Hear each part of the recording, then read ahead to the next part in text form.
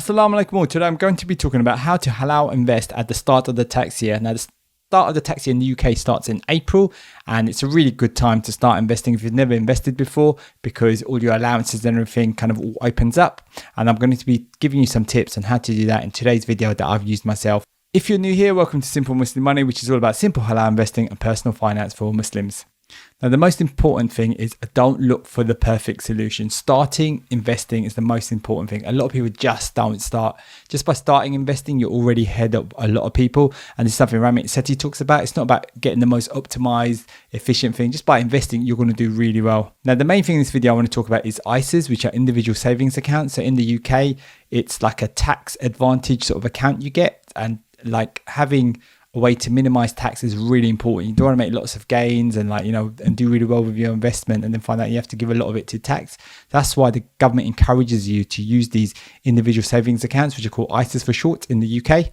A really good thing is that the money that you put inside them grows tax free. So, you can grow as much as it wants, and then you can then pull that money out whenever you want, and, you can use it. And it's a fantastic thing to have. And now it's the start of April. So in April, you get a new £20,000 allowance that you can use on a variety of things, such as a cash ISA, a stocks and shares ISA, a lifetime ISA, and things like that. But I don't want people to get too kind of bogged down in all these kind of different versions and different things going on. The most important thing is I want people to start. And now I'm just saying this is from my own personal opinion. I'm not a financial advisor or anything like that, but just what I've seen is that people just don't invest and they just don't get started. Another thing is with this allowance is that if you don't use it, then you lose it by the end of March, and then it kind of resets to another 20,000. So whatever you don't use, you kind of lose. So it's really important just to kind of just start investing and start using that. But another thing I want to highlight is make sure you have money saved for an emergency. So, have some money set aside which is what I'm doing. I'm now currently trying to build it up to about 6 months worth of expenses to just really give me that comfort, really give me that cushion. So if anything did happen,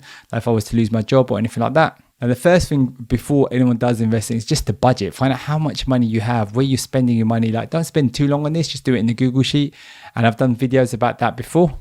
Just start off with finding how much you can invest. Now that could be as low as 20, 30, 40 pounds, which is totally fine. The most important thing is just to get started, and then you can kind of figure the rest out as you go along later. Now the next thing I would say is just to open an account with Wahid Invest if you really want it super simple, or with AJ Bell, which is kind of it takes a little bit more work, but again it's still quite simple as well, and you can kind of have lower fees, I believe. Now once you've got those accounts set up, that's not enough. You then need to set up a regular deposit. So that means a regular amount that gets transferred from your bank account into your Wahid account or into your AJ Bell account. I'm currently using AJ Bell because it just gives me that little bit more control.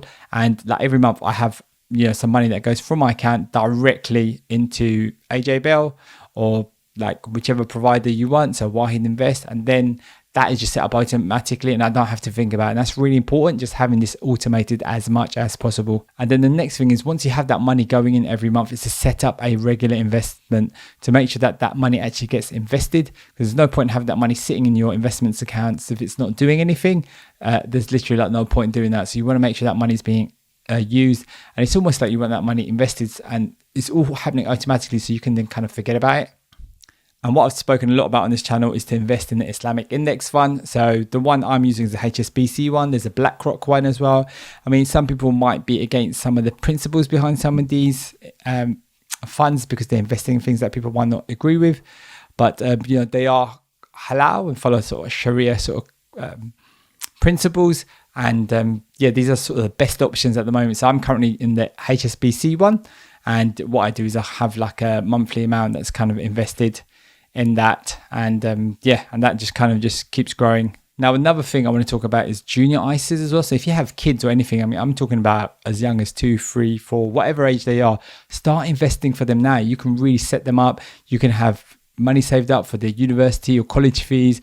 You can just really kind of use that power of compounding over time with kids, and use the information that that is kind of more readily available nowadays because of the internet and things like YouTube, and kind of invest for them and set it up. And this is something that you'll probably find hardly anyone is doing. People are just saving money into savings accounts and things like that, but actually invest that money and let it grow. And I've been investing for my oldest son now, he's 13 now. I've been investing for a long time, and his investments have just grown by me just doing something really super simple and just investing for him. And for my youngest son as well, who is 5 now, he's got special needs, I'm kind of investing money for him as well. And we want to build up a nice investment pot so that can then help him later on in life. But the most important thing I want to say is all of this is like really easy. It sounds more complicated than it is. Like, don't overthink it. Just open an account, just invest a little bit and get used to it. The most important thing is just to get your fingers dirty, get in there, get stuck in, and you'll find that actually it's not that bad. And you'll be kind of thinking, oh, I needed to do this earlier, really. Why did I take so long? So that's like a really important thing to be aware of. Thanks for watching. If you've enjoyed this video, please check out my other video where I talk about what to do with your paycheck every month as soon as you get paid and how to automate your savings and investments.